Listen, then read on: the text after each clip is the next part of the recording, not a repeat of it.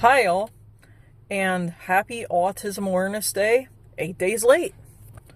Although technically I'm not late because April is Autism Awareness Month. If you've watched some of my past videos, you may or may not know that I myself am on the autism spectrum. I have what you would call in today's terminology level 1 autism or mild autism.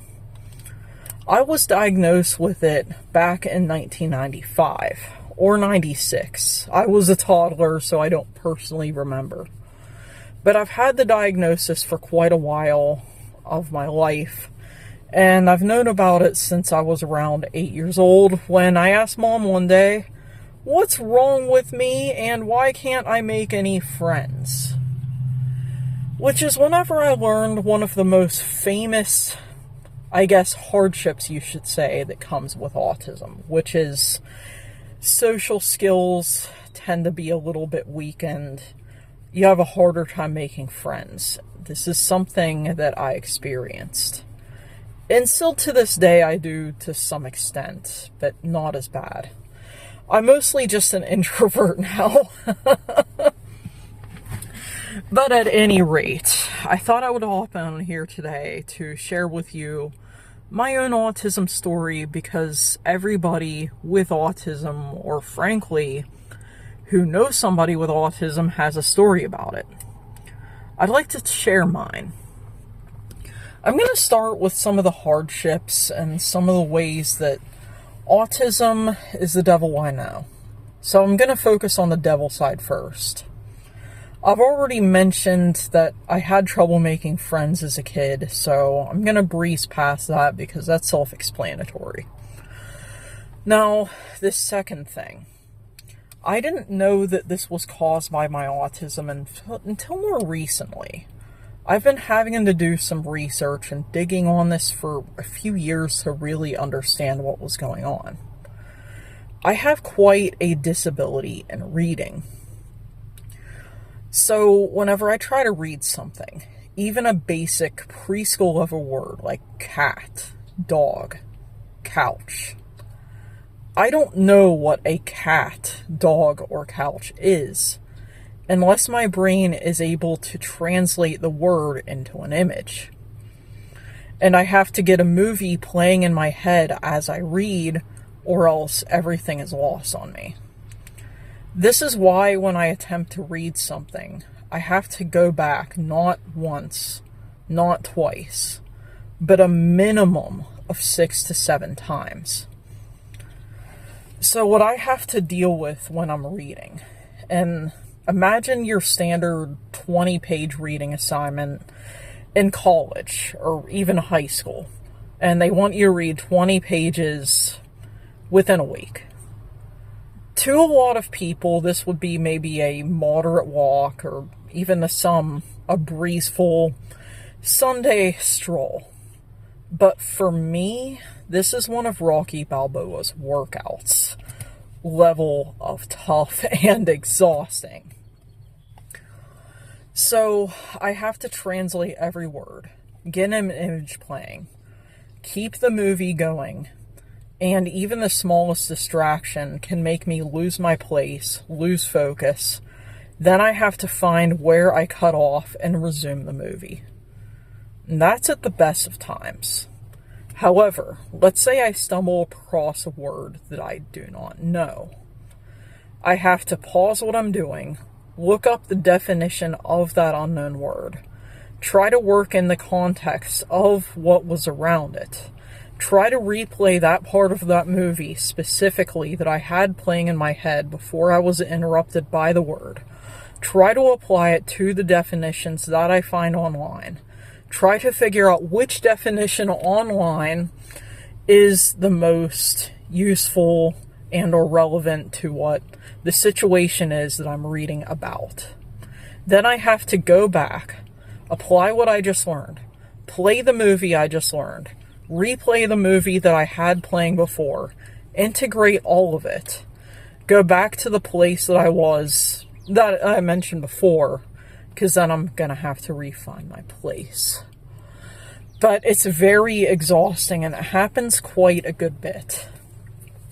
So even by the time I'm on page, say, 5 or 6 of a 20-page assignment for the week, I'm not only mentally drained, but also physically, because my brain is using quite a lot of power to keep all of this going. On the other hand, I found out why. I've been trying to do research on this, and I've gotten a few people say that I may have a rare form of dyslexia that doesn't deal with how you read, or, like, I don't have any confusion about the placement of words and sentences, like many people associate dyslexia with. I've even stumbled across the word hyperlexia, which basically means that you're reading more quickly than your brain can process, and therefore you have low comprehension. While I do have this trait to a degree, that's barely a quarter of what's going on. So I had to find out what more was happening, and after some digging, I finally got the answer, which, as you can probably guess, is my autism, which is the topic of today's video. How this works. Imagine intelligence of just anybody. Most people have intelligence in different forms, like creative intelligence, you're average at, math intelligence, you're average at, so on and so forth. However, a person with autism is usually going to have a much more spiky profile. With that meaning, I may be incredibly strong in one asset, but incredibly weak in another. So in the area of linguistics, where the reading part is concerned, I am lacking quite a bit. Because when I read something, I don't process it through language like most people do. It actually goes straight to the image processing center of my brain. And I also found out that this connects to why my spatial and visual intelligence is so strong. On the other hand, while I may not be a good reader at all, I am an excellent driver, and I have great spatial awareness, great spatial intelligence, and this could also play into why I'm so good at art. I'm sure you can guess by my username that I am indeed an art fanatic, and I've been doing it for years now. So, yes, the same thing that can make other people with autism total and complete bookworms is what gives me such a huge disadvantage in reading. When I was in school, to keep my grades high, I had to rely and depend on teachers and instructors to review reading material in class, because I knew that I would never finish the assignments without blowing my brains out. And even a quarter of the way in, I did want to blow my brains out. Nonetheless, I was able to achieve and maintain, for the most part, a 3.5 to 3.8. So I was right on the money most of the times with that prediction. And this goes back to the whole thing, though, with the different strengths and weaknesses of autism. Autism tends to be a creature of opposites. So I know some people on the spectrum who are fantastic readers, but they have never even gotten behind the wheel of a car and are not comfortable doing so. I, on the other hand, would be comfortable going 60 miles an hour on a highway, finding a place on the side of the road, and then parallel parking it with very high confidence.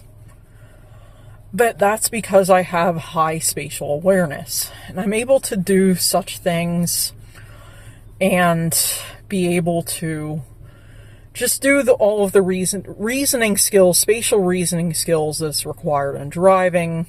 And I also drive power equipment at work, so I have that too. Now, moving on, Another way that autism can be a creature of opposites, which is something I found out a while back, sensory is another one.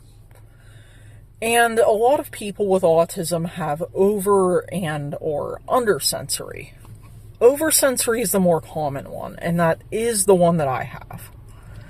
And to put this in another way, I can drive past a live music venue. We have these summer concerts in my town, and these are, by the way, they're family friendly. They're family and kid friendly, and you can take your dogs there. Which, by the way, dogs have 4 times the hearing of an average human. But I drive past those with my windows up, and even on the road to the side with the windows up, it's still overwhelming for me. And that's an example of the kind of oversensory that I face in my day-to-day life. On the other hand, I have heard about people with undersensory. Now, I've only heard of this one example, but it was quite impactful from what I remember. And it was about this kid who can go to literal heavy metal concerts, sit in the front row, and be completely and totally unfazed. I probably wouldn't feel comfortable driving within a 5-mile radius of a concert like that, yet alone sitting in the front row. And nonetheless, that's another example of how autism tends to be a creature of opposites, as it's neurological and affects different parts of the brain in different ways, which often come out opposite, as one thing can be extreme at the expense of another thing, which is the general gist of it. Which, it wouldn't be the devil I know without the more positive aspects of it. As I mentioned before, I'm very comfortable with driving, and I'm also a very gifted artist. But another thing that's very famous and well known with people on the autism spectrum is the ability to remember specific dates, specific events, and recite facts in a way that's photographic. Now, I'm not saying I have a full-blown photographic memory.